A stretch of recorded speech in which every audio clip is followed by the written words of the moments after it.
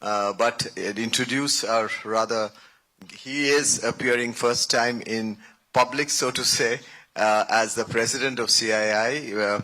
Mr. Rajiv Memani took over as the president of CII on the 30th of June, a person who needs no introduction in terms of the details on the things that he handles besides EY. He does many, being in the fields of education to industry to economic policy advocacy, and having actually deep involvement with the CII over decades. And I recollect him being in the CII's National Council for not less than 2.5 decades in terms of being collaborating, participating, contributing in many areas of thought leadership. Of course, economic policy, taxation, strategic directions of, for Indian industry, competitiveness, etc., has been his forte and contribution to the institution as well as to the Indian industry and India Inc., if one may say. Rajiv will have a little truncated year, if I may say, because he was to take over in April, and for certain reasons which we know, our AGM got postponed to early June, and because of important reasons we had to do it on 30th of June. But we have missed his leadership for a month or two, but then we will make up as we go along. But somebody who is very knowledgeable in the field of what's going on in different sectors of the economy and different parts of the country in terms of industry. So today we present the theme that has been worked upon under his leadership in a consultation process which has involved every section of the Indian industry, and with all 80 odd offices of CII across the country. So that's a contribution which has come into his finalization of the type of areas that he would lead in the course of the year. I'll stop there and request Rajiv Memani, the President CII, to make his presentation on the theme. Thank you. Thanks, Rajiv. Please, thanks. Somebody is saying. Okay. Can I use this? And this will also change. So thank you very much, CB, and thanks to all the friends from media. Thank you so much for coming. Very good afternoon to all of you. Let's kick off the presentation. I'll do that, and after that, if anyone has any questions, would be really happy to respond to them. So this is what we were looking at covering. Firstly, just to give a quick overview of the economy. A lot of you are very familiar with that. As CB mentioned, to talk about our theme for the year, which we've had extensive discussions on, and leading with the theme, some of the underlying points of the theme, and then the various CII initiatives that we are planning to do this year, and also a lot of them are continuation. Always, whenever we have looked at the themes, developing the theme for CII, there's an element of what's current, what's more relevant, and also an element of continuity as we look at some of these things. So from an economy standpoint, we all know that there has been a very fundamental recalibration of global trade. And combine that, if you combine that with geopolitics, and that's happening, it's given rise to global uncertainty, which is probably almost unprecedented in the recent past. And uncertainty and business are generally not good friends. So I think that has an impact, and as we can see, that has an impact on the global output, which was almost 2.6, 2.7% increase in global output last year. And this year, the anticipation is that it'll be negative. So I think we are in a world which is going through lots of change, lots of uncertainty, and that has ramifications not only on the Indian economy, but also significant ramifications on economies around the world, all significant economies around the world. In all this, if I was to look at India, India appears to be a steady hand in what I would say a very fractured global economic order. From all parameters, if we look at what's happening in India, and the growth numbers are a testament to that. For the third year in succession, India will probably be the fastest growing major significant global economy. All macroeconomic parameters, if we look at, are holding up quite well, whether it's inflation, whether it's the interest. I think some of the monetary policy decisions taken by the Reserve Bank of India, really need to be appreciated. The health of the banking system is very strong. We have one of the lowest amount of NPAs. The GDP growth numbers that we saw last time had a good combination of growth in consumption, growth in investments. Fiscal deficits are trending down faster than what has been anticipated. There is growth both on the export side, import side, but in particular, growth in service exports has given much greater resilience to the currency, to the foreign exchange reserves that we have. That, coupled with the remittances that we have, has made the current account deficit almost negligible. So overall, you would say, if you look at the macroeconomic picture of India, and if you look at the individual areas of growth, I think it really gives a picture of very strong resilience. So apart from being amongst the fastest growing economies in the world, it also is probably in one of its strongest, most resilient position, which is really helpful when you are facing a very, very uncertain global order. So if you see what does this mean? So as we are seeing what's happening globally, I think there are 3 or 4 trends that are coming out very clearly, and I think India is also following on those trends. First is there is almost a race to enter FTAs. Globally, people are looking at economic partnerships mostly with friends, some because of a little bit of compulsion. But by and large, the trend for signing FTAs, economic cooperation with people that they can deal with and where the interests are complementary, I think that's one big theme that's coming through. The second is competitiveness of economies. Individual economies has become very strong. So there is a massive push towards trying to see how ease of doing business, reforms in countries that don't have very friendly or have heavy hand of regulation. I think there is a lot of effort, a lot of work that's happening to change that. It's not an easy change, but that's happening. And third is supply chain resilience and focus on manufacturing. So if you actually see what has happened in the last 3 to 6 months, these are the big trends that are coming through. And I think from an Indian standpoint, I think India, if I look at the FTAs, we have been signing FTAs, but the ones that have taken a lot of time to negotiate, UK has got inked. EU, we have made very good progress. I think India is dealing more with the non-tariff barriers in EU rather than the tariff barriers, and how those non-tariff barriers can be simplified. And in US, I think there is, we have a date.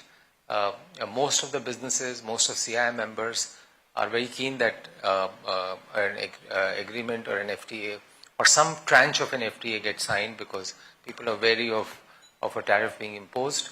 And I think there is a reasonable sense of confidence that something may happen in the not too distant future. So I think those, from an FTA standpoint, engagement is going on very well. The second thing is that as we sign FTAs, for a large part, and especially large part of the Western world, the tariffs are going to go down by almost 10 to 15%. So you will have Indian industry facing competitive intensity of a much higher order. And therefore, the urgency to do reforms, the urgency to do business reforms, the urgency to enhance competitiveness is very, very high. And I think we are seeing much greater receptivity and openness in the government to look at ease of doing business, to try and see how they can focus on competitiveness. And there are two themes that are coming out very strongly. First is, obviously, India has to focus much more on manufacturing, particularly on advanced manufacturing, labor-intensive manufacturing. We'll cover some of this in some of the slides. We'll talk why it is so important for India to get there, and a lot of focus on that through PLI schemes and otherwise.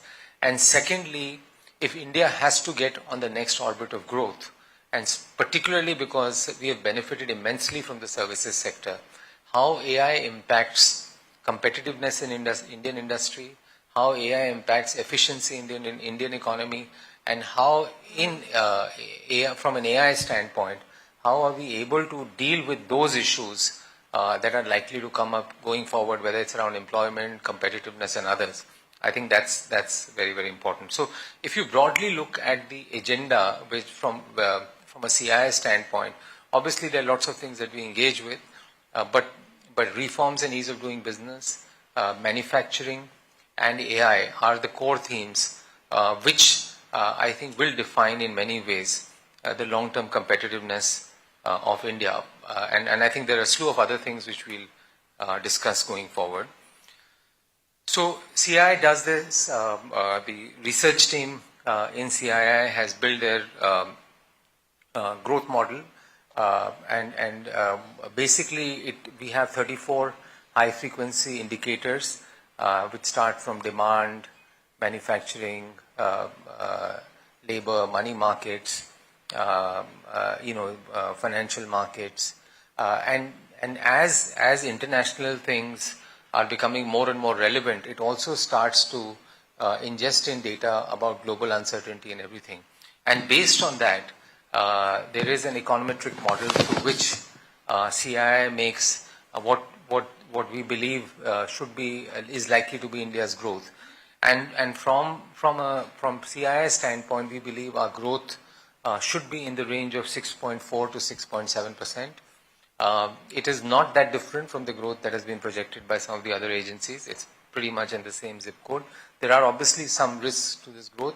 A lot of those risks are external risks, geopolitical risks, global trade-related risks. But I think a lot of them have been factored in, and also there are some upsides. So hopefully they should get balanced out with each other. So from a CII standpoint, we are looking at 6.4 to 6.7%, and it's been tested with our members, with the business community across. So as I said, these themes are obviously continuity of what we do, because that's what strengthens the institution, strengthens the engagement with government. But also there is an emphasis which is more relevant for the year and which is more pertinent to make a difference, and also to what government and our business stakeholders are looking at. So our theme is really to say, how can we work towards accelerating competitiveness? This is both from an economy, country, member standpoint. And we think that there are 6 things that we really want to focus on. Obviously, as I said, the next generation reforms are very important. Manufacturing is very important, and I'll get into the details of each one of them. Technology and AI is another very important stream. Sustainability, energy transition, livelihoods. And for us, trust is very, very important, because the cornerstone for everything to happen, especially from a business standpoint, is how trust is developed between members, between business people, and trust is developed between government and business. And this is a two-way street. So for us to achieve, as a country, our full growth potential, there has to be much greater trust between business and industry and government.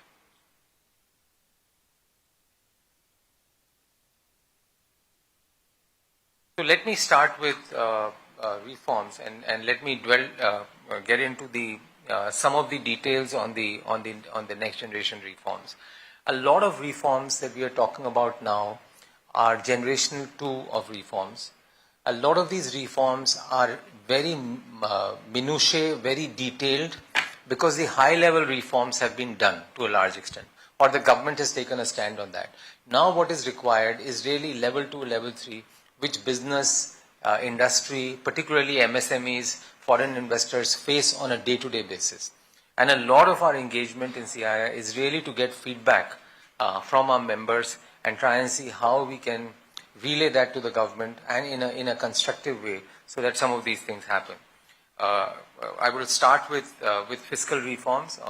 Obviously, one of the concerns is the health of states, especially given the amount of welfare economics that is currently happening. So really having a control on that or an oversight on that through state fiscal councils who can really independently assess the state of Indian economy, of the state's economy, as well as institutionalizing a credit rating system for states. So it actually effectively operates as a good governor in terms of what's happening, and that will also link to have an impact on the borrowing cost and what amount that states can borrow, what's the level of fiscal deficit that they can do. So that's one area. The second one, which I think CII and many others have been saying for a long time, given the state of capital markets today and given the government ownership today is in the markets is about 10% of our market cap. So our market cap is about 5.5 trillion. 10% of that is 550 billion. So almost 50 lakh crores is what the government owns today in terms of the current value of the shares that they're holding. It's important for the government to hold. Some of these sectors are sensitive, but even if the government was to take 10% of this out, i.e. 5 lakh crore, and if we look at almost all corporates, if I look at foreign investors, they're all trying to see how they can recycle their capital better, how they can deploy their either raising capital or selling stocks to say how they can redeploy. I think the government, our strong request to government has been that they should be much more proactive on this. These are capital markets of a lifetime that we are seeing, and if the government can monetize and use this to much better effect and much better purpose, either to some extent reducing debt, but more importantly in trying to see if we can create a sovereign wealth fund which is focused on MSMEs, a sovereign wealth fund that is focused on addressing the critical issues that the economy is facing, especially in terms of rare earths and some critical supply chain dependencies. I think that's very, very important. The second thing is just easing compliances. So if you're looking at setting up a hospital which has a diagnostic center and a pharmacy, you almost need 400 approvals for that. If you're looking at setting up a metals manufacturing facility, you almost need 150 to 175 approvals for that. And in some ways, that's also delaying and slowing down the capex, the speed at which private capex can go down. So we have tried to look at obviously both horizontal and vertical. So industry by industry, what are the things that can happen, that can be done to reduce the number of approvals? Obviously, a lot of these approvals happen at a state level, not at the central level. And also try and look at vertically. So, if you look at, for example, environmental clearances, compliances take a long time. So if there is a unified framework, there are 5 streams under which environmental clearances are taken, whether it's air, water, waste management, forests and other. If they can all be combined and they can be a uniform piece that can be created, that will be much better. If all the state approvals can be consolidated in Parvesh 2.0. And then there are small little things. If you're getting an approval, we have compared this with globally. India's approvals are for the shortest time frame. So depending on the risk factors of the industry, instead of giving an approval for 2 years, can you give it for 5 years? And there can be some compliances that can be given. Likewise on non-polluting industries, for example, an IT industry, if their space they've occupied is more than 20,000 square meters, then you have to take approval. Can it be a much more simplified process by which this approval can be taken? Industrial parks that are already approved, all the units in the industrial parks, do they require approval? So likewise, and on NOCs also, if you can break this into 4, NOCs that are not required should be taken off. Those NOCs that require objective assessment, they can be automated. Those NOCs which require certification can be rely on third-party certification, credible third-party certification. and have a time-bound basis on which some of the NOCs can be achieved. So as I said, a lot of this is detailed. Again, approval timelines, digitally tracking them, mandating them through legislation, dispute resolution and decriminalization, especially the Jan Vishwas 2.0, has to come. And on technical and procedural violations, at least the criminal pieces should be taken away, and the commercial court infrastructure also has to be expanded. On the tax, and particularly I would say on GST 2.0, GST has been really a big boon for India in the way it's integrated India, the way it's formalized the sectors that were not formal earlier. But I think it's time to look at GST 2.0. One, I think the rate simplification has to happen, and specifically those rates which get into the products that are consumed from an income standpoint by the bottom 20-30% of India. I think there the rates have to be rationalized. And I do hope that the government takes action. I know there is, there have been a lot of representations that have been made. Also, if we can make a more simpler three-tier structure, I think that will help a lot in boosting consumption and also giving greater relief to the people who are in the lower income strata, because right now in some cases the amount of GST really makes it very, very expensive and throttles consumption. Income tax, the tax credit, input tax credit, GST was set up so that there's no cascading effect, but there are many areas where there is cascading effect, and how those input tax credits can be taken away, and those which are not covered within the remit of GST, whether it is petroleum, electricity, real estate, whether they can be brought in. On audits, and this I would say especially for MSMEs and others, if you're operating in 4 states, 10 states, 12 states, you need to get audited in the main, obviously in the center, but also in so the same piece has to get audited or assessed in 10 or 12 different locations.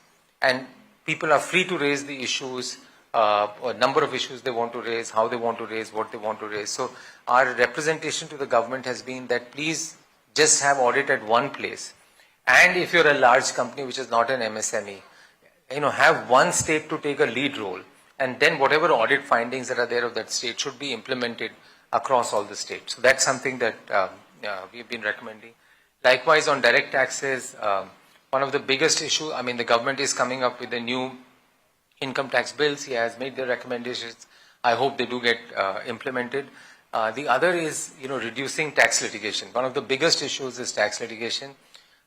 We have some alternative dispute resolution mechanisms. Some of them are effective, but not as effective as they should be. They need to be dealt with, whether it's APAs, whether it's Bureau of Advanced Ruling, and I think other dispute resolution schemes need to be introduced so that the amount that gets into disputes can really be reduced. And we have made recommendations to the government that as soon as an assessment is done, if there is a dispute, is there an arbitration, is there a mechanism that can be done where those disputes can be resolved? And a lot of the issues that people, SSEs face, can be reduced there. And also on the biggest clogging is happening at the Commissioner of Income Tax appeal side. And I think if that can be strengthened, then that's another area that one has to look at. So that is the on ease of doing business. If I look at manufacturing, so the first frame that we were looking at was, how do we look at reforms? And I said a lot of these reforms are now in the detailing. They are the procedural aspects which really create a lot of hurdles. The second area where we are really making a lot of policy recommendations and also working a lot with our members is to say, how do we make India a bigger manufacturing hub? How can there be greater gross value added in India? So if you look at it, roughly China's gross value added, this is for 23, and global gross value added is about 17 trillion. China's gross value added is close to 28%. And India is 2.8%. And that gap, India has to accelerate that gap. And also if we look at our trade deficit with China, over the last 3 years, 4 years, it's pretty much in the 95 to 105 billion. Yes, the quality of trade deficit is changing. Earlier, a lot of it was raw materials. Now a lot of it is more finished goods, semi-finished goods. And that's one area that we are looking at, and also India's share of manufacturing GDP is almost stagnant, if not marginally declining over the last few years. So I think there is, if you look at this, if you look at what's happening in the world, if you look at gross value added, if you look at the India's total GDP composition and manufacturing as that, I think that's one area that we need to work hard on. So the policy suggestions, a lot of it is to encourage advanced manufacturing. A lot of it is to encourage labor-intensive manufacturing. We'll talk through some of them. The PLI schemes have been launched. Total amount allocated in PLI schemes is about 3 lakh crores. That 3 lakh crores has to be spent over a period of 5 to 6 crores. Out of that, only 30,000 crores till now has been spent. So in the 18 PLI schemes that we have, roughly 30,000 crores have been dispersed. And I think we need to ensure that these PLI schemes actually become effective, become implemented. So one of the things we want to work with government is how do you make the PLI schemes effective? In some industries like electronics, drones, semiconductors, to some extent in pharmaceuticals, they've been very effective. But in a lot of the other sectors, there is a lot of work that needs to be done. So I think that plus the R&D piece is very critical. I think the clarification and the circular that the government came up with got approved by cabinet yesterday. I think that's really a massive allocation of 1 lakh crore. We do hope and pushing government that it gets implemented quickly. Point how India can be more competitive. Obviously, factor reforms are very important. Land, power, logistics, efficiency in labor. And land being one of the biggest issues, how we can get greater pools of land available. So we integrate at the state level. There are almost, when you go to a state, their land has been allocated, divided in 30, 40 different parts. This land can be used for so if they can be consolidated into 4 or 5 parts, so you don't have to apply for conversion every time. Even agricultural land, which can be converted for industrial use, should be earmarked earlier. The industrial park scheme that was launched through the budget, I think if that can be accelerated, the industrial parks, plug-and-play parks that have been allocated, if those information can be made, distributed more publicly, then people can start seeing, because when we talk, and especially for MSMEs and also for the foreign investors who are looking at coming in, getting land is becoming one big challenge, obviously at a reasonable price. Land is available, but at a reasonable price. Even if you look at FSIs across states, it varies for industrial. For the same industry, in some state the FSI could be 1.5 and in some state the FSI could be 4. So is there a way that we can optimize the FSI for all the states? Keep it at 4 depending on the industry that it is in. Just to ensure that land, which is one critical area, gets sorted. A lot of land is parked with public sector enterprises, with PSUs, and I think that needs to be, that also needs to be, find ways of using that, especially if India wants to get converted and wants to become a manufacturing this thing. Cost of power is another area. Transmission infrastructure has to be accelerated, especially as we have more renewable coming through. Distribution, whether it's privatization of state level distribution units, whether it is listing of some of those units, whether it's providing more open access, whether it's doing the franchise way, but that is a bottleneck today. And some states have gone through it. We know UP is going through it right now. And I think this has to be done across. Because of cross-subsidization, the cost of manufacturing is higher. So that's something that we are going to the government to try and see. So distribution and accelerating the transmission grid is very critical to ensure that I am providing open access, that the cost of power comes down. It has come down over the last few years, but for India to be manufacturally competitive, this is very important. Logistics, again, we've been reading, the Minister, Honorable Minister, Mr. Gadkari has been talking a lot about it. India's logistics costs have been coming down, but still 4 to 5% difference between where India is today and where China is. And a lot of investments are happening on the road side, likewise on dedicated freight corridors. There is one between Delhi and Mumbai, but we should be looking at some of the other DFCs that can be built to try and see how logistics costs can be reduced, especially from a railways standpoint. Uh, supply chains and global value chains, I think we have a template today. Electronics has been one of our greatest success stories from a manufacturing standpoint in the last 2 to 3 years. And if you look at the anchor point of that, it was the PLI scheme, but also we invited Apple, which is one of the largest players, and their entire ecosystem to come to India, worked with them closely, ensured the bottlenecks that were there were removed. Likewise, in key industries, whether it's aerospace and defense, whether it's footwear, whether it's garments, especially those which are labor-intensive industries. If we can get the key players, and CII has been working with Niti and others to try and see how do we get the key players in so that the manufacturing and then bring them in and manufacturing can happen. And once the key player comes in, then the entire ecosystem and value addition develops. So if I look at Nike today, Nike sources almost 50% of their products from Indonesia. Almost 20-25% of balance comes from China, and maybe 1 to 2% comes from India. There's no reason why India's share in that should be higher. And the same is true for garments, for clothes, and everything else. So I think that's something that we need to do.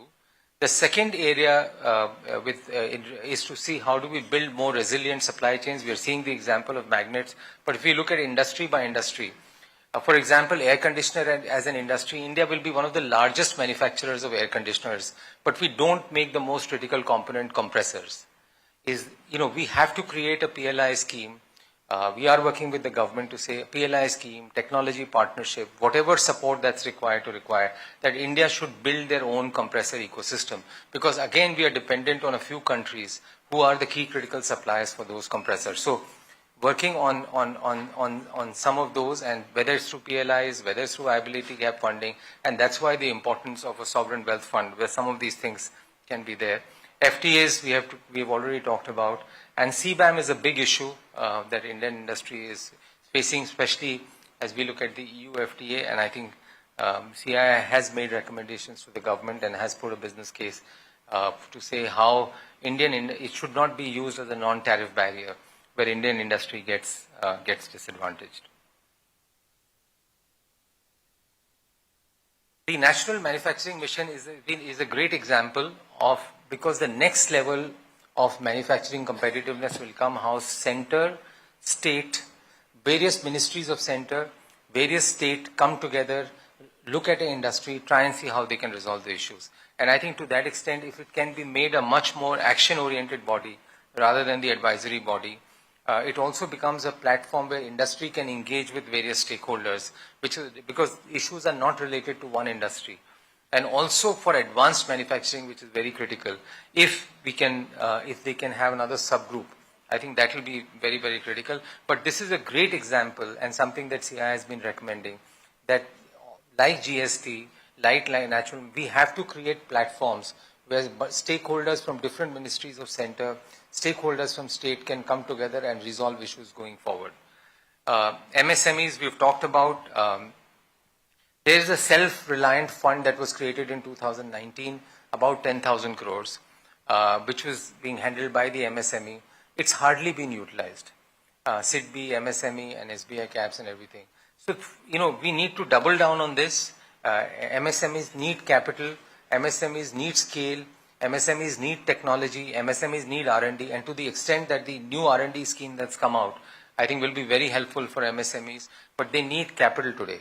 And I think that's why this creation of these funds and ensuring that there's deployment that happens and things that are stuck up for various reasons are unlocked. So we are representing to the MSME ministry to try and see how some of these things can be unlocked so that the money can be utilized for more productive purposes.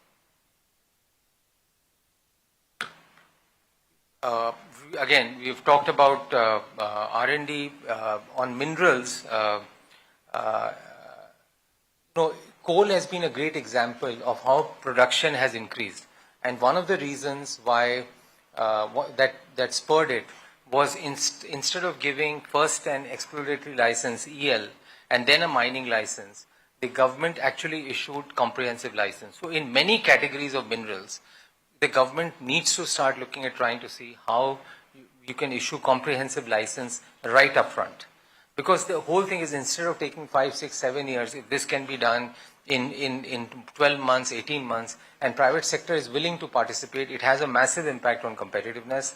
On rare earth, obviously, CII has a separate council. We are engaging with the government to try and see, because there is sensitivity, there is radioactivity in some of the products, but how government with the controls, in partnership with industry, how can we build resilience so that one after the other we don't get caught up in products. We are now seeing that one after the other there will be things that are slowing down the growth of manufacturing in India, and I think therefore the resilience in supply chain is very critical. Labor, what we are telling states is the critical elements of labor code need to be now implemented in states. If they can't implement in the full state, at least create specific industrial parks where some of these labor things can be implemented, and especially for labor intensive manufacturing, if we can ensure that we have more female labor participation, the laws that are required to enable greater female labor participation is very, very critical. And in electronics, we are seeing factories that have 70%, 80%, 100%. In garments, likewise, very high female labor. So the laws that are required, whether it's in terms of timing, whether it's creating hostels, whether it's having creches, I think all those are critical and have to be embedded, but a lot of this has to happen at a state level. So we talked about reforms, we talked about what CII is pushing from a manufacturing standpoint. The third area is AI, technology and AI. And there are 3 or 4 elements. One is obviously the broader national AI authority that can be created, which looks at AI holistically. We are now clearly seeing that in many industries, CII has done an analysis, for example, in technology industry. If you can break up the jobs into 1,200 odd different jobs, the entire industry in 1,200 jobs, almost 50 to 60% of them will get impacted by AI, i.e., they will become much more efficient. In some cases, they can be replaced. So how can India become more competitive through AI? I think that's very critical. The second piece is, I think it's very clear that the government has done a tremendous job of now actually saying India should be building its own LLMs. They're providing the funding. I think they've already funded 4 to 5 national scale, large scale LLM, and work is happening there, and also taking chips from NVIDIA to accelerate that. So that piece, and from a policy standpoint, how that can be accelerated.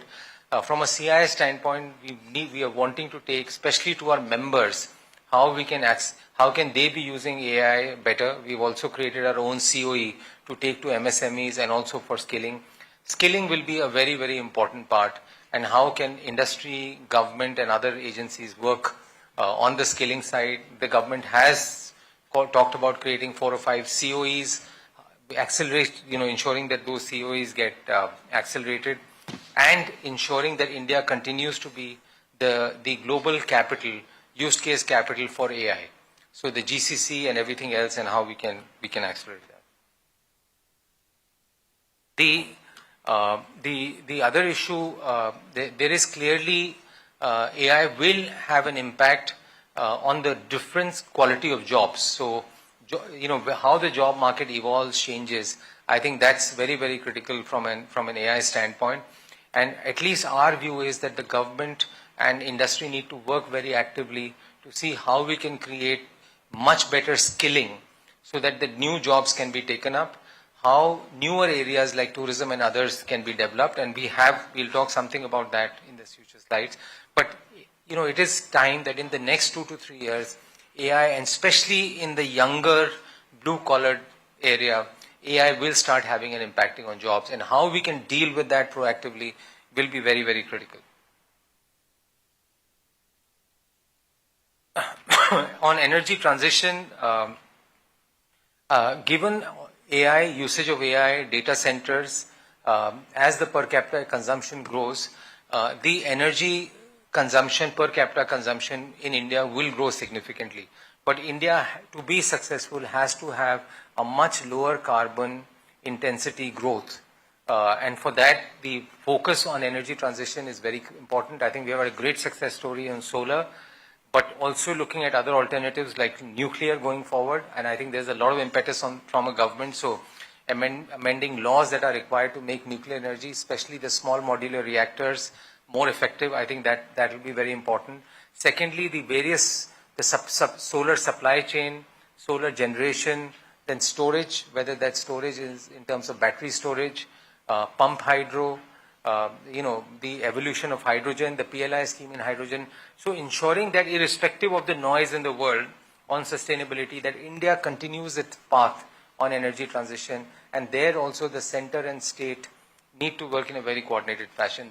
The delay in PPAs that are happening, how do we ensure that those delays, we talked about the transmission grid being developed at a very accelerated pace, that's very, very important. On air pollution, CII has made its very detailed recommendations to various agencies, to the new state government as well, and we're hoping that some of them will get implemented, especially in Delhi and also in some of the other cities. So that's an area we are working on. On water resources, I think, and other areas on how do we play a more active role on the conservation of that. And I think it's becoming clear that climate change will have an impact on agriculture, climate change will have an impact on inflation. And therefore, one is dealing with those issues, but I think the agenda that CII really wants to drive hard is on adaptation. Because adaptation is where this will have the greatest impact. And I think CII, through its various center of excellences and also through the various groups, is trying to focus more and more on adaptation to ensure that the impact of climate change on agriculture, on crops, on inflation is mitigated.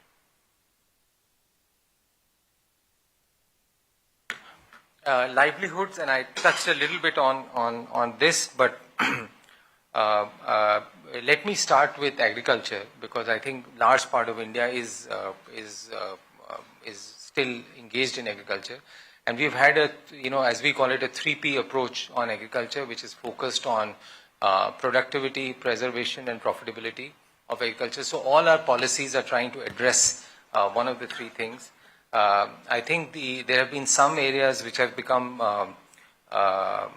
very, very important, critical. I think the entire value addition, whether it's through food processing industry, whether it's through specified crops, I think that's an area that we are focusing on. I think India needs to be setting up a cold chain network similar to container corporation. I think we are recommending that we build a cold chain, corporation that's created for setting up cold chains around. And also, if I look at the Warehousing Corporation of India, some of the warehouses are so old that the FSI can be better utilized, they can be made much more modern, they can be utilized much more effectively. And the entire FPOs, we have 20,000 FPOs, that's been a great experiment. We need to be trying to see how the FPOs can be increased. We are recommending to government the interest cost that the FPOs have to bear, that has to be reduced. The mandi tax that the FPOs have to pay, they have to be reduced. So I think on the agricultural side, that's a big focus for us. In tourism, I think both for manufacturing and tourism, I think the re-emphasis on brand India and how CII can reactivate the brand equity fund is very, very critical. And secondly, some states have done it, given the industry status to tourism, but some states have to do that, and that really helps in tourism becoming more competitive by reducing the cost, whether it's the power cost, whether it's some of the other interest costs and others, and I think that's an area that CII has made recommendations to Ministry of External Affairs and Ministry of Commerce on the entire overseas employment. This requires a partnership at a G2G level. This requires, on a language side, how we can skill our people in different languages. So CII has been working especially with the government of Japan in skilling on the Japanese language, and then people being available. And the third is skilling. And then the G2G relationships and building the supply pool for that is very critical. And our view is, even in many cases, in many of these families, even if one person can go for 2 to 3 years, so that it doesn't create a lot of times people are worried in different countries that if people are there and move for a longer time, it creates a dissonance in the society. But even if they are there for 3 to 5 years and are able to come back, the impact on the economy, the impact on the families, the impact of upgrading of skills in India is very high. I mean, India gets almost 120 billion dollars on inward remittances. And if that has to grow, I think we need to be encouraging this and a very, very strong way of upskilling as well. The other pieces of skilling, and I think one of the big mismatches that industry today is facing is on availability of skilled manpower. So the recommendations that we have made to the government is that demand assessment has to be much more robust, much more stronger of what kind of skills are required, what is the demand for that. Second is the demand varies from region to region. So if in Tamil Nadu we are building the EV ecosystem to a large extent, then can we have more people who are trained and specialized on EVs and skilled on EVs in Tamil Nadu?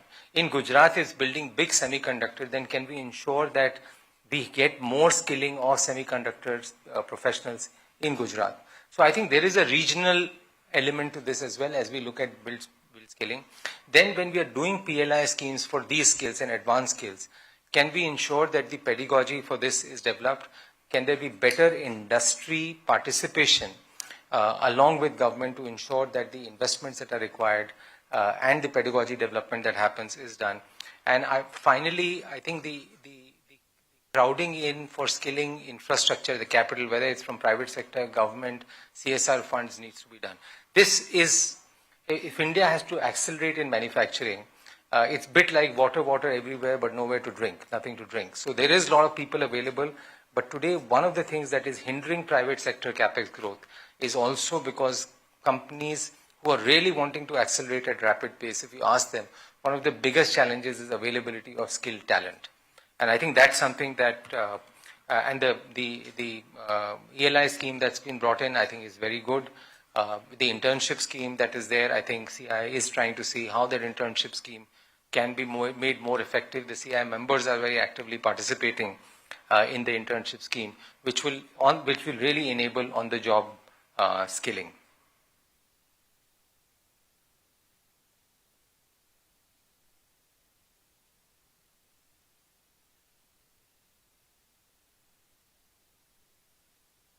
So these are some of the, it's not moving here. So the CII initiatives that we are looking at launching this year, some of the are existing initiatives, and you will see them, a lot of what we have talked about is where CII, one is obviously making policy recommendations, engaging with our members, getting the feedback from members and making the policy recommendations, but also creating institutes, committees to do that. So the Multi-Skilling Training Institute for CII, where we are working actively on the ground to ensure that skilled talent, manpower is available. And I think really looking at accelerating that from 7 million to 30 million odd.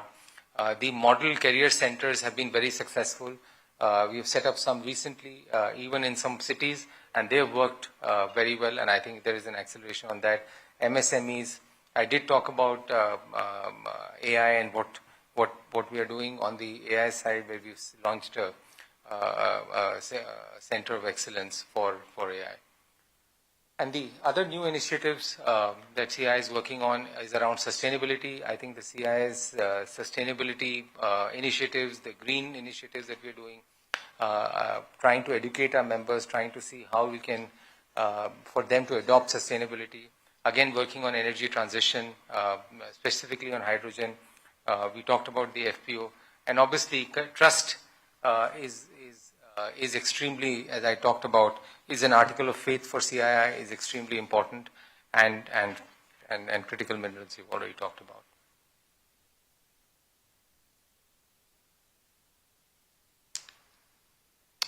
Thank you. So this is the sort of a quick overview of what we are looking at from our agenda for CII. Some of it is in continuation and some what we are focusing on.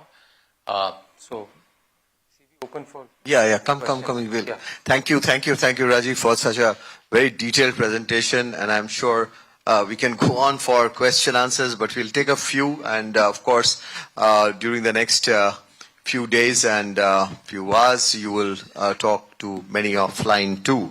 I start with a small correction. I had said 30th June instead of 30th May. about of your day, of your start date. Well, yeah.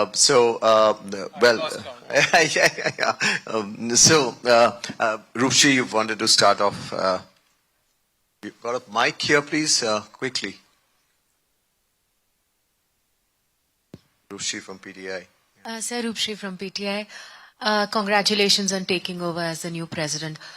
You mentioned 6.4 to 6.7 for FY27. What's the outlook for the current fiscal? And you mentioned geopolitical uncertainty as a downside risk. Any other potential downside risks that you've identified that could drag down economic growth? And the slowdown expected in major economies like the US and China, could that also have a spillover effect on India's economic growth? Thank you. Can we take a couple of questions and then probably pull up? That will save us on time. Karishma? Business Today, yeah. Congratulations, Karishma this side. Your appointment comes at a very crucial time where, of course, the US and Indian officials are currently in Washington trying to seal the deal, hopefully. While there is optimism, there is some kind of apprehension that there could be a deadlock or a tough stance by India when it comes to the agriculture and dairy sector. Your comments on this as you're the voice of the industry. Three at a time, Rajiv, okay? 2 at a time is enough to probably handle all these. Yeah, let me start, Karishma, with yours, and then. So I think the Indian industry's view has been very clear. When we have engaged with CII members, I think we are not looking forward to a 25% tariff. It's not just the tariff; it's also relative competitiveness with other countries, and I think that's very important. So I think we are looking forward to it. As you know, as all of you, we are really not aware of what the details are, but. I do know that the level of preparation that the Ministry of Commerce has done and the engagement that they have had with industry, the engagement that they have had with various ministries, including the Ministry of Agriculture, has been very detailed. So I feel very confident that they understand the challenges that Indian industry and particularly some sectors which you mentioned, agriculture and dairy, have, and those will be adequately addressed. And also from an industry standpoint, there are issues and concerns that have been raised and they will be addressed. But we must remember that in all these things you will not have 100% winners. You will always have an 80-20, 70-30, whatever that number is. And we know that US is negotiating several trade deals at the same time. So there is some competitive tension there as well. So I think as long as we get a balanced, fair, reasonable FTA, and we also believe that this FTA will be done in tranches. So it will not be one. I think it will probably be done in phases. And those areas which are more tricky, which require more consultation with stakeholders, have greater political ramifications, may be dealt with later on. So that's what I would think. I think I would say that we are hopeful the way that the current government has prepared gives a lot of comfort going forward. Yeah, that's right. As CV was saying, perfect cannot be the enemy of the good. Absolutely right. The second area which you mentioned is on, so when we are saying 6.4 to 6.7%, we are referring to this fiscal year. That's what our growth is. And you're absolutely right. I think internally, as I said, India is very resilient, very strong. And yes, there are external factors, whether they are relating to complete rebalancing of global trade and geopolitics. And that can have an impact and we have seen that the US economy had a tough first quarter, almost negative GDP growth. But one is hoping that things will pick up. Europe is between 1.5%. So, but I would say that if you look at India's first quarter, I mean, we don't have the GDP numbers, but the general consensus estimate is India would be closer to about 6.5% in that range, GDP in the first quarter. And if you could, my sense is that probably, unless something that we don't expect happens, from a global world trade standpoint, this has probably been one of the most uncertain 3 to 4 months. And hopefully once the first tranche of trade deals get signed, things will settle in, and hopefully the US markets will also start rebounding back, and that will happen. I think the bullishness in the stock markets also is very clear. The second area is on geopolitics. I think there also we have now seen a lot that has happened in the first quarter, and still India has been able to hold to 6.5%. So I do hope that we have seen a lot of concentrated, challenging external action in the first quarter, and hopefully in the second, third, fourth quarter things will get more steadier.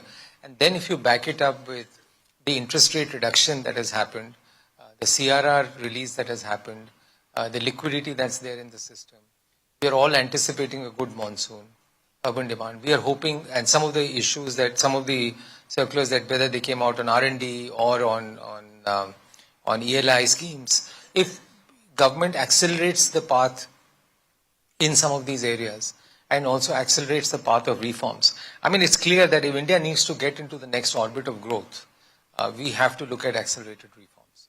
And if the government gets onto that journey, I'm hopeful that we should be at the upper end of the growth estimate that we are talking about.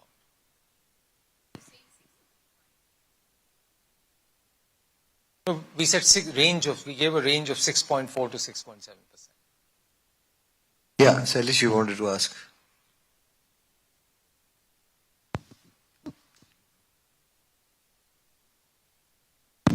Sir मैं शैलेश हूँ ANI से।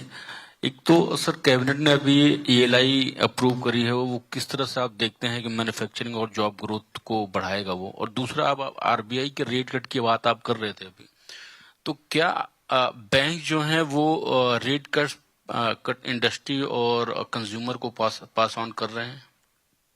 हाँ, तो आपका पहला सवाल शैलेश, जो ELI scheme government ने बजट में अनाउंस किया था, और उसके बाद अभी वो डिटेलिंग की उन्होंने सर्कुलर की, तो मेरे ख्याल से उसका फायदा जरूर होगा।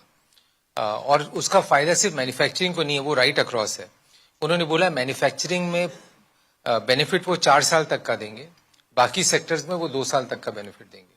तो उसका बेनिफिट तो सबको होगा, और डायरेक्ट इंसेंटिव है ये। सो अगर कोई हायर करने की सोच रहा है, उसको ये पॉजिटिव नज है कि आप हायर कर लो, तो आप, और खासकर आप उस श्रेणी में हायर करो कि आपकी आमदनी 1 लाख रुपए से नीचे है और आप फर्स्ट जॉब में हो, या आप इवन सेकंड जॉब में और आपकी आमदनी अगर 12 लाख रुपए प्रति वर्ष से कम है, तो आपको वो बेनिफिट मिलेगा। तो बड़ा फोकस्ड है कि यंग बच्चे जो आ रहे हैं उनको लाना, उनको फिर रीस्किलिंग करना, उनको नए जॉब्स देना, उस पर बहुत फोकस्ड है। तो ये है तो अच्छा बेनिफिट मेरे ख्याल से ऑलरेडी दिखने लग गया है। जो आपको मैं दूसरे सवाल का जवाब दूं, उसका ट्रांसमिशन इम्पैक्ट बेनिफिट दिखने लग गया है। आजकल क्या होता है कि कई सारे रेट्स भी फ्लोटिंग रेट्स होते हैं, तो जैसे ही RBI गिराती है वो अपने आप उसका डाउनवर्ड प्रेशर आता है, तो वो उसका इम्पैक्ट आने लग गया है।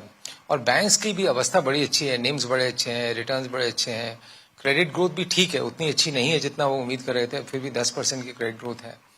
तो अगर आप उसके हिसाब से देखें तो वो ट्रांसमिशन इम्पैक्ट अगर 100% नहीं आए तो 70-80% उसका ट्रांसमिशन इम्पैक्ट आ जाता है और आने लग गया है। और आस्ते आस्ते RBI भी बहुत इस चीज़ में कि अगर हम बेनिफिट दे रहे हैं तो वो भी बड़े गौर से देखती है, और RBI का जो रेगुलेटरी मैकेनिज्म है बहुत स्ट्रांग है कि वो बेनिफिट एक्चुअली नीचे जा रहा है नहीं जा रहा है। Thanks, Rajiv. Alisha, Bloomberg.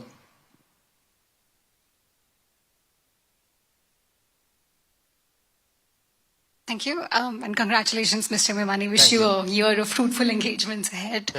You spent some time talking about securing rare earth supplies for the country. We've heard concerns from the auto sector by now, but are you also getting any escalations from other areas, electronics, renewable energy, just yet? And if so, is there engagement that India is doing bilaterally with China to address some of these problems? So definitely auto is a big concern, and we have not only on EVs but sort of wider. In some other sectors there are concerns, and in auto I would say the concern is more serious than what's come out till now. In fact, some of the most conservative companies are already starting to give some guidance on lowering their production levels, going forward. So definitely there is a worry, concern, much more in auto, in some other sectors as well, but I think it's much more predominant in auto. I'm not aware of any G2G engagement with China. I'm not aware. If the government is, then I'm certainly not aware. But what the government is, as you heard today also, from a Quad standpoint, I think they're getting together to try and see how they can address this rare earth issue. Personally, if you ask me, it's a good wake-up call, I think, for India, that we should not only for rare earth, but for all those areas, whether it is APIs, whether it's penicillin, whether it's other products, we should really look at which are the products where we have critical supply chain dependencies, and we should be having a strategy for that. Obviously, we should have good geopolitical relationships right across, but still, I think, having such a weakness can impact in critical junctures, can impact our manufacturing strategy. Thank you. Just a quick follow-up then. While domestic manufacturing will obviously take some time to take place, are we sort of opening up our stance on imports in the meantime to ensure there's continuity in production? Yeah, I don't think there's any restriction on that. Question is that even globally, some of these items are now so concentrated in one country that that's a challenge.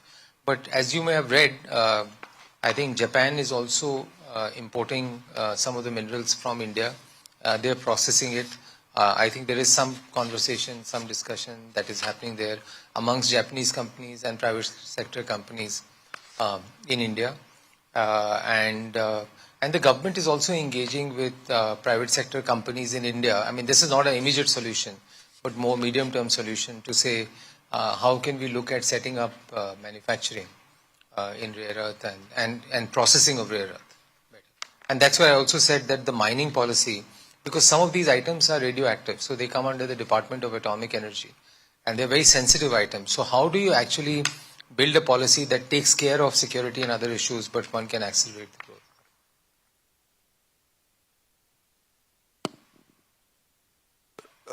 Yeah, please go ahead. Sorry, I didn't see you. Memani साहब, I am Himanshu from NDTV India. एक सवाल था GST को लेकर. आपने एक बहुत ही महत्वपूर्ण सुझाव रखा है. It is time for GST 2.0. आपने रेट रैशनलाइजेशन की बात की है.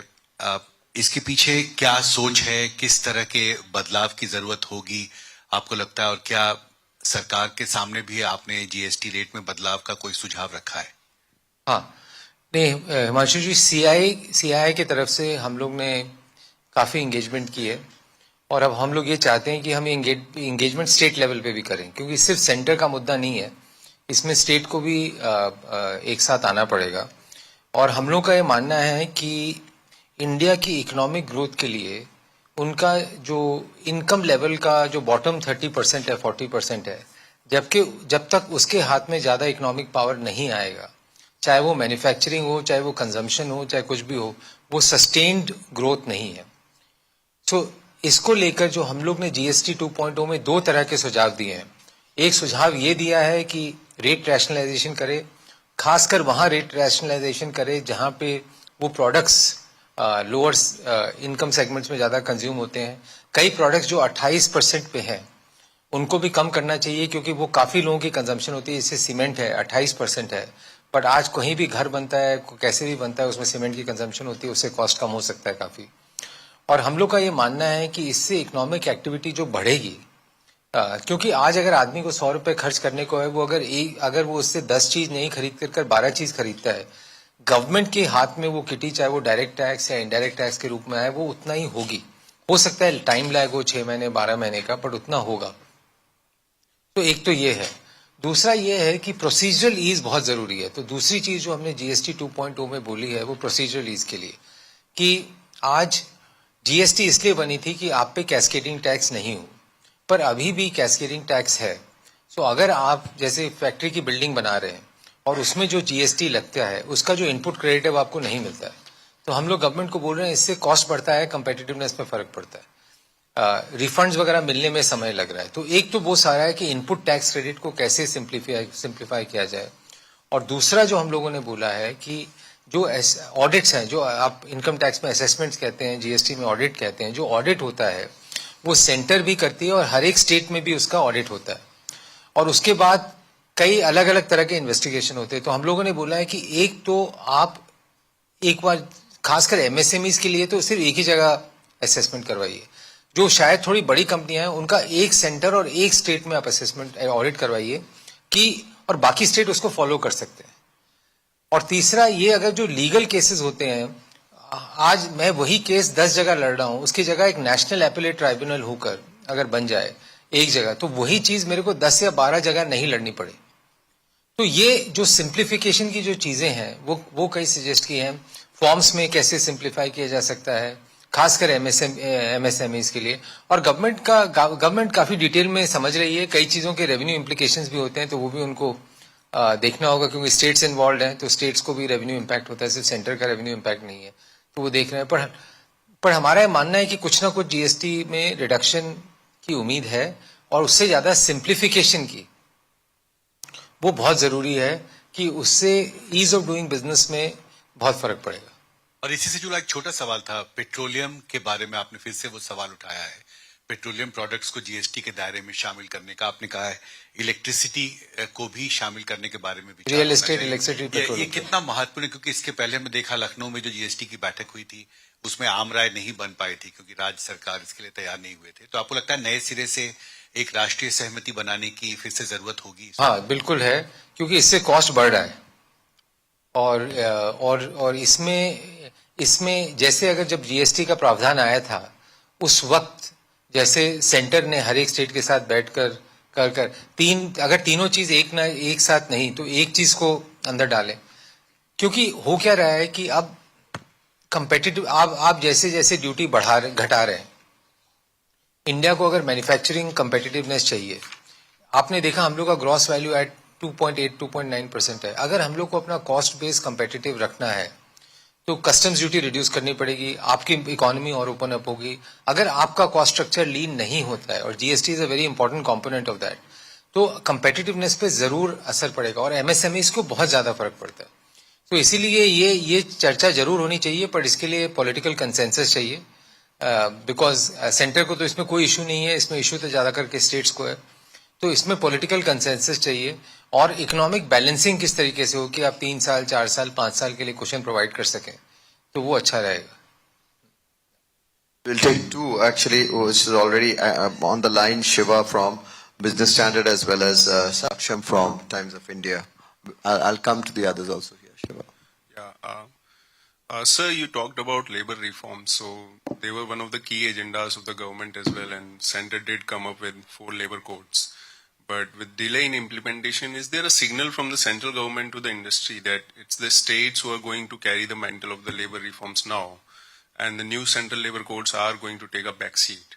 So what is your assessment and the industry's assessment of the same? Because then it opens other issues as well, like what happens to the central sphere, what happens to the industries that operate there, and what happens in case there is a dispute between central and state laws. And another question, sir, regarding the situation in Foxconn, where the China has recalled its 1,000 employees, and it blocks supplies of items like rare earths and boring tunnel machines and other items. So again, what is the industry's assessment of that as well? ये हाँ, तो जो first issue on labor codes, and has central give, I don't think the center has given any signal, but a lot of this implementation, even if you look at the central labor code, a lot of this, it's a concurrent subject, so a lot of the implementation has to happen at the state level. And what we are doing, and I think also that is the genesis of the next level of reforms and ease of doing business, a lot of that will happen at a state level. In fact, next week we are calling all our state councils for a day to have, spending 7-8 hours to go through some of these issues in greater level of detail. But I think I would say some states are very progressive. They are looking at trying to see how they can be more competitive. And some of those states are trying to see how they implement some parts of this, either right across the state or in industrial parks and industrial clusters where they can implement some of those things. Especially when we are looking at labor-intensive manufacturing. I think for India, labor-intensive manufacturing is very, very important because one is India's competitiveness there is much more longer, much greater there. Technology or AI is unlikely to disrupt that in the short term. Electronics is a great example of that. And the second is, as India signs the new FTAs, the disadvantage that it had with some of the countries, other countries, will go away. And India in itself is a big market. So I think states realize that. So land reforms, labor reforms to facilitate this. So we are not being told by anyone, but we are just taking a more pragmatic approach as CII to engage much more effectively with states. And we have a very strong, as you are aware, very strong setup in each of the states. And that's where we are engaging.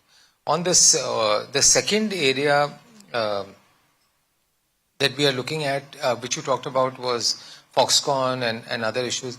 That will happen. That is part of. I think these things are very layered. It's very difficult for us to find out. What is the trigger? It's a bit like homeopathic medicine. You don't know where the trigger is and where the pain is. So you have to do root cause analysis to say why this was triggered. Generally, if you see when things happen around the Quad meeting, something or the other happens.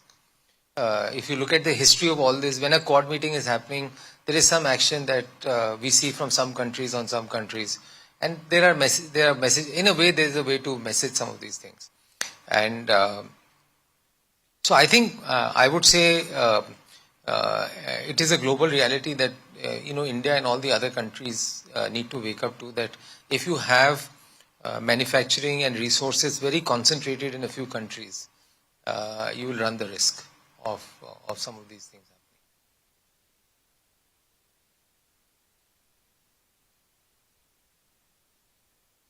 happening. Yeah. So the other area on labor code and other, so I think one big focus area for us is to say, how do we create greater value add in India?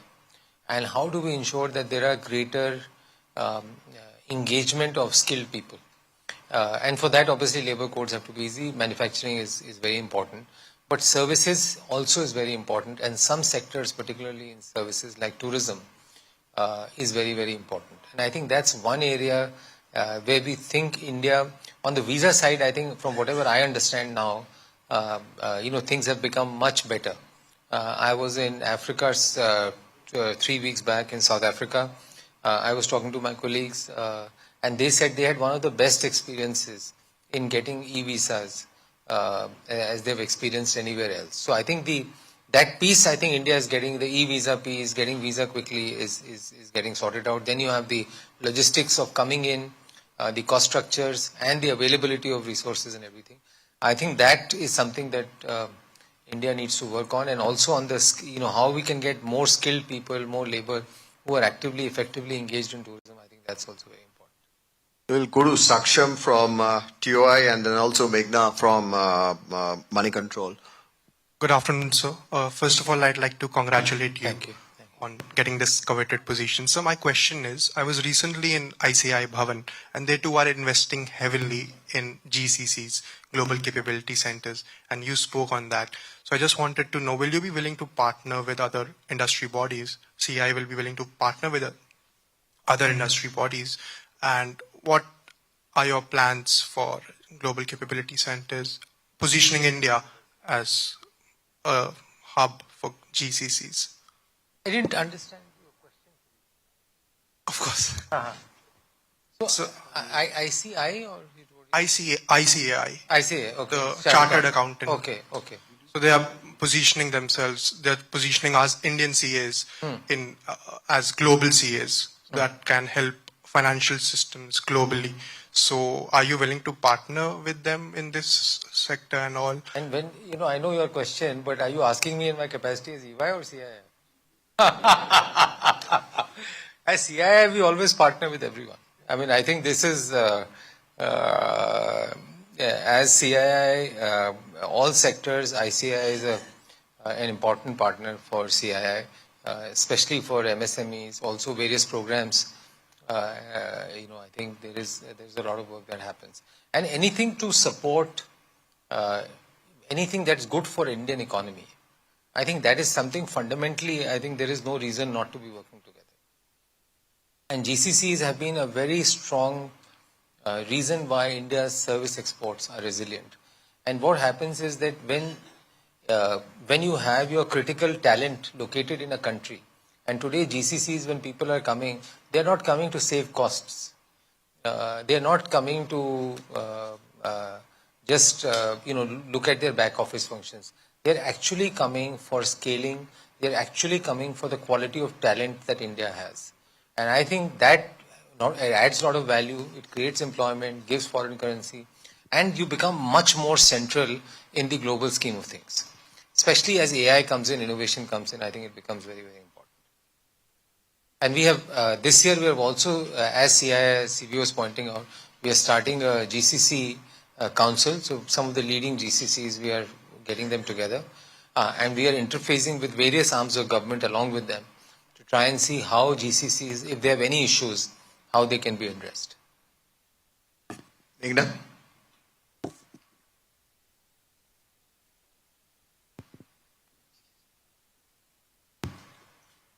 Hi, sir. So you spoke about the huge mismatch between skilling and the industry requirements. That is a big issue. How is the PM internship scheme being taken in by the industry, and do you think it will solve the problem, or much more needed from the government? No, I think the PM internship scheme, the government is pushing very hard. Industry is very keen. I think CII has been a very active stakeholder in that. Lots of members of CII have stepped in and everything else. It's not, I don't think there is one arrow that's going to solve this problem. I think there have to be multiple issues that have to be solved, that have to be used. And there has to be very strong partnership between government and industry on this. And as we look at schemes when they come up, these are very novel schemes, very innovative schemes. Sometimes they require some tweaking on the sides to make them more effective. So I think we will go through a process of iteration so that it becomes more and more effective. But what I would say is that industry is very keen. It's a very novel, it's a very innovative scheme. I think how do we ensure that there is enough people, youngsters who are excited about this and willing to participate in this scheme? Because it can open tremendous opportunities for people. I think it's a scheme that we very heavily recommended, and I think it's one of the most innovative schemes that have come. And we're working on this with Indian companies, the first 500 and beyond, and explaining to industry as to how it can actually leverage it, or rather get a pipeline of people to be interns, and also seeing to it how we can counsel the interns to really choose and how to choose. So there are portals where CII is involved and working very closely with the government on this. Yeah, so sorry, two. I mean, no, at the end and then, yeah. Good afternoon, Sunny Verma from ET Prime. Sir, last year we saw that corporate India raised a record almost more than $60 billion in external loans, ECBs. Now, in India, rates are coming down. This year, do you expect domestic credit to pick up, or what could be the reasons for, as you said, moderate, credit growth despite transmission happening? Those two questions, if you can address. Yeah, I mean, I do believe that credit will pick up, and I can answer your question in maybe 2 or 3 parts.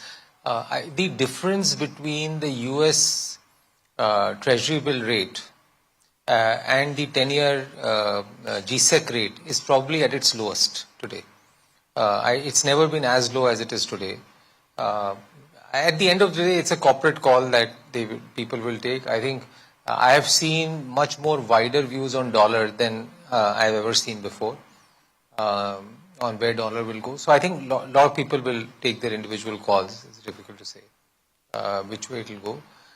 Secondly, I would say that there is general reluctance towards credit. People are much more cautious now before they decide to take loan. There will be credit growth, but I do believe that given we have a very buoyant capital market, that the growth will probably be, I'm talking of corporate credit, not retail, that the growth, GDP growth will be greater than the credit growth. Normally it should be the other way, but because there is just so much of flows, it's easier to list. Number of companies listing is going up, amount of money that's being raised through the IPO market is very high. So a lot of people, the normal posture may be to say, how can I use equity or accruals as a basis to expand, especially when you see so much of global volatility, rather than using debt. But having said that, I think we've seen in the first quarter where things were slow because of things that we discussed, and also monsoons that came a bit earlier. Credit growth is 9 to 10%. I think not much greater on the personal credit side and housing loan side, but overall I think credit growth is still there. So I'm hopeful that India should have good credit growth, but I think general averseness to debt is definitely there.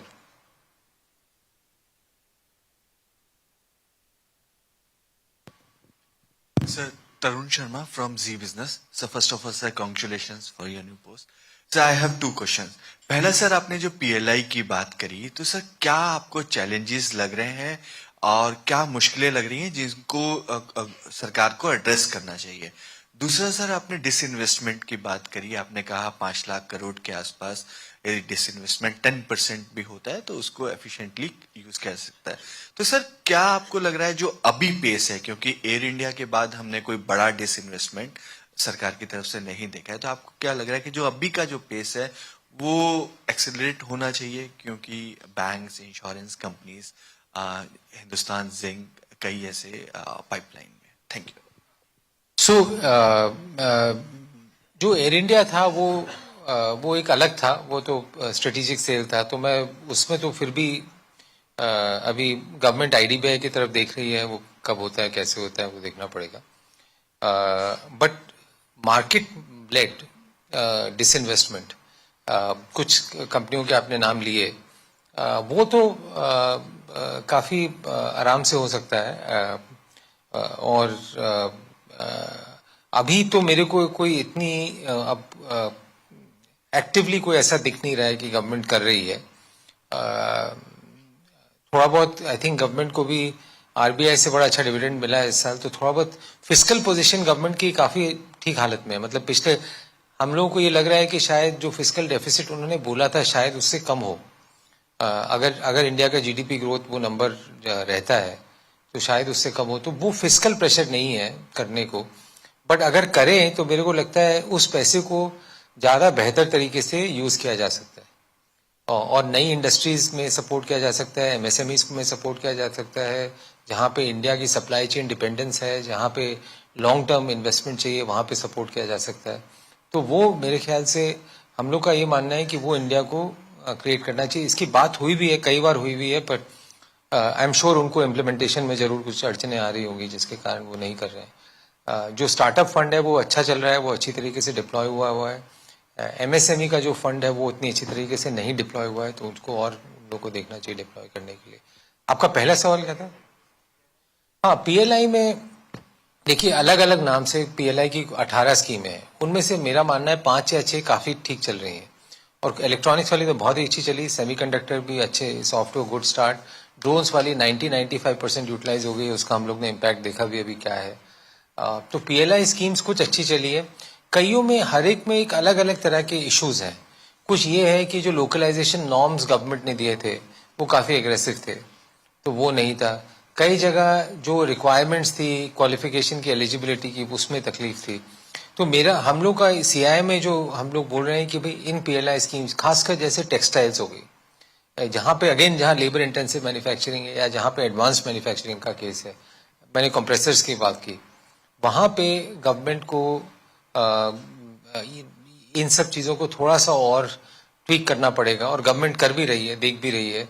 अभी 2-3 दिन पहले textile minister का comment भी आया कि वो देख रहे हैं, वो देख भी रही हैं कि उससे उसको ट्वीक कर वो मनी यूटिलाइज हो. क्योंकि आपने 3 लाख करोड़ रुपए का बोला कि हम खर्च करेंगे, उसमें से अभी तक 25 से 26, अब एक्चुअल डेटा तो नहीं आया पर हम लोग ने जो रफली डेटा ऐड कर देखा, 25 से 26 हजार करोड़ यूटिलाइज हुआ है. सबसे बड़ा एलोकेशन सेमीकंडक्टर को अभी स्टार्ट हुआ है, 4 कंपनियां हुई हैं अभी allocate.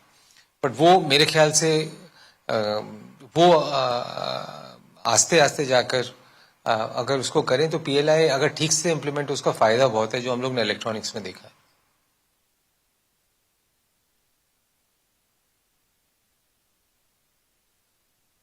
Us too, I'm told that we'll have to give some time for lunch. Yeah. Sir, first of all, many congratulations. Harsh Kumar from Business Standard newspaper. Sir, couple of questions. One is related to FM announced one of the credit assessment model for MSMEs in the budget. So I think that has been launched as well in a coordination with the public sector banks. So what kind of response like industry is getting from that model? Also, sir, related to that 45 days payment rule which came last year. So how's it is going? What's the progress on that? And third is related to, sir, disinvestment thing. DPAM came with a notification to hire some banking merchants and legal merchants to accelerate this process. And in one of the interview with the Business Standard, only the DPAM secretary told that we are planning to dilute over around 20%, like individually each banks to fulfill the minimum public shareholding norms. So do you think that market has that much appetite to dilute this much kind of stake? Yeah. So maybe I'll start with disinvestment and then I'll go on the other side. I think you have almost 35 to $40 billion of new money that's coming through SIPs. FI money, some private equity money will also come in. So I don't think, obviously, they could be, you have to, a lot of this is about timing. But overall, I don't think that there is any limitation of money that cannot absorb some of this. No, you cannot, maybe you cannot absorb, as I said, the value of, stock that government owns is close to $500 billion. If you look at 10%, it's $50 billion. Maybe you can't absorb everything at one go, but over a period of time, $5 to $10 billion a year, I don't think is that difficult for the government to. And these are, a lot of them are quality paper. Obviously, you have to time, you have to do things. Some of them are stakes that the government has in some of leading companies of India, leading mining company, leading EPC company, leading consumer company. So there's no reason why these cannot be easily monetized. What was your second question? 45 days payment, I believe it is effective. Some MSMEs have, in our MSME council, have said that because of this, sometimes companies don't want to work with MSMEs or others. But by and in the CII code also we have said that, and I'm now seeing lots of good companies are actively monitoring how much MSMEs they're engaging with, and I think whosoever is, because you otherwise. Even when you're doing the auditors also look at it. If there is compliance is not there, it's reflected separately in the auditor's report. So people are reasonably, at least I would say, the companies having good governance practices are reasonably careful, and I think there is a positive impact that has happened on cash flows. Public sector companies are big consumers of MSMEs, so there also that is there is positivity there. That is there. On the credit assessment model, I'm not sure what the impact of that has been. The credit guarantee one was very successful, which the government did along with SIDBI. One happened during COVID, which was very successful. And then after COVID, they did the credit guarantee one. I think that was very successful. A lot of MSMEs are using it, have utilized it. And if you actually look at SIDBI's balance sheet, that's really grown because of that. I'm not sure about the credit we are really hard pressed for time, but Ashish, you wanted to ask about the MSME.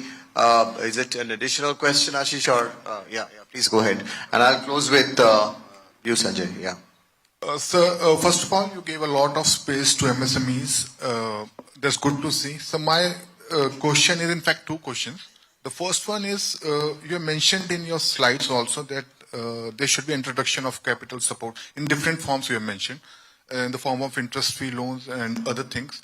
You are also mentioning at the same time that some of the funds that have been issued, announced by the government in the past, maybe that is what you wanted to say, not been completely used. My question is, sir, when we talk about the support in the form of loans, shouldn't we also be focusing on the other aspect, that is collateral and documentation, sir? Two parts that create a lot of problem for the MSMEs. I've been covering MSMEs for some time now, going through the country and finding it that collateral is one of the issue, and along with that there's documentation. The other part is for the MSMEs, different from the finance thing. After the magnets, we have seen China imposing restrictions in terms of non-subsidized fertilizers, especially the soluble ones, water-soluble ones. So what we found out was the problem is also in terms of Inspector Raj for the MSMEs, in terms of the licenses. If you give me some time, I can explain. For example, if you have a company operating unit in Delhi, and you want to supply your product to Haryana, you should have a license in that state. That means categorically you have to have licenses in 29 states, and the central licenses are different, sir. And for the importer, it's very easy. A couple of licenses, maybe one of the licenses from DGFT, it will do enough. So why would anyone be interested in making the products inside India when it is easy to import, sir? What are your views? Thank you. No, I completely agree. I'm in your camp. I think as CII, CB was mentioning also, we have represented this to the government. I think we are aware of this issue. And as I said, now I think the real simplification that is required is, I tried to give some examples of that in the presentation. I know it's not interesting, but these are the kind of